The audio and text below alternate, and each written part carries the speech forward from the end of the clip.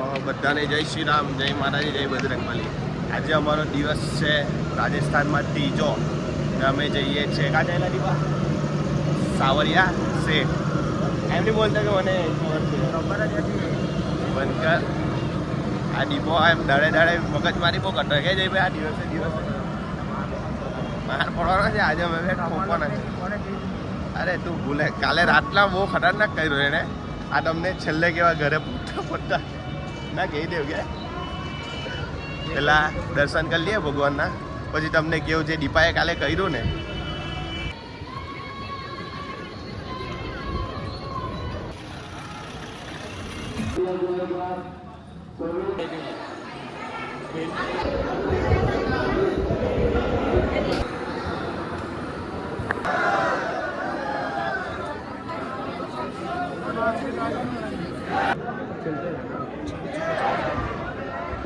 Finally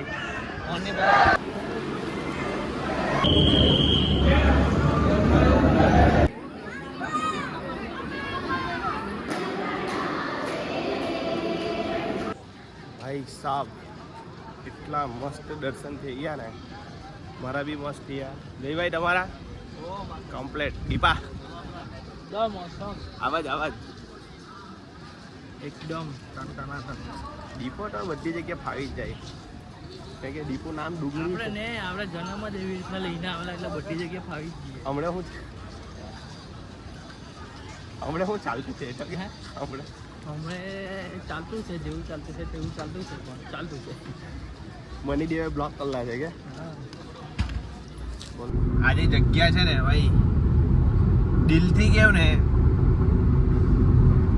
આ ભગવાન બધું એના હાથમાં જ હોય કે આપણે કશે બી નીકળીએ ને કંઈ બી, બટ ભગવાન પર વિશ્વાસ રાખવો બહુ જરૂરી છે. કે જ્યારે દુનિયામાં કોઈ બી કોઈ બી વ્યક્તિ સાથ નહીં આપે ને, ત્યારે એ જ આપવાવાળો છે.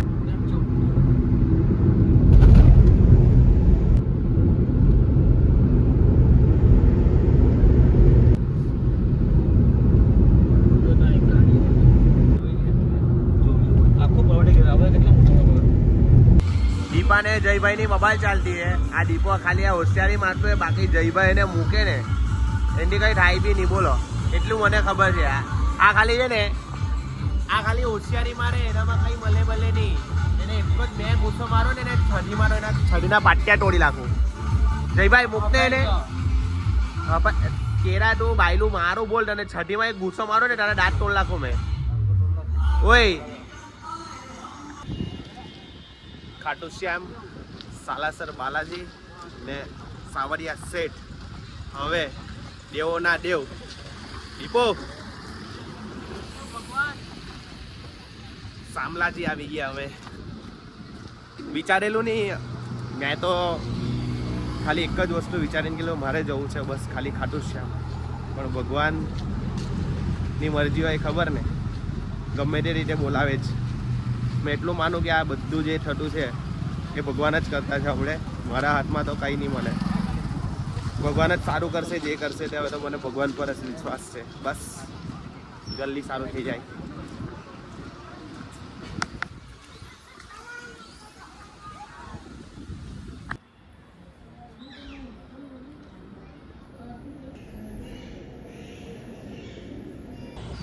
ગાઈસ ખબર નહીં દીપો અમારાથી રહી ગયેલો હે. દીપો કઈ બોલતો નથી, બસમાં આવવાના એમ કે દીપો આ બાજુ જો ને, આ ઇગ્નોર એટીટ્યુડ. ને બીજું કે નસીબ હોય ને તો દર્શન કરવા નીકળે ભગવાનના મંદિરમાં. મેં તો ખાલી એક મંદિર માટે નીકળેલો હતો, દર્શન કરવા માટે. આજે 4 મંદિરના મેં દર્શન કર્યા. 4. ભગવાનની લીલા એટલે અપરંપાર. એના સિવાય કંઈ નહીં થાય, પાંદડું નહીં હલી શકે. એટલે આપણે તો કહીએ જ નહીં મળે. તો ફાઇનલી અમે બારડોલી આવી ગયા ને. જયભાઈ મજા આવી? દીપા તો એટલી બધી મજા આવી ને અમને કે ન પૂછો વાત.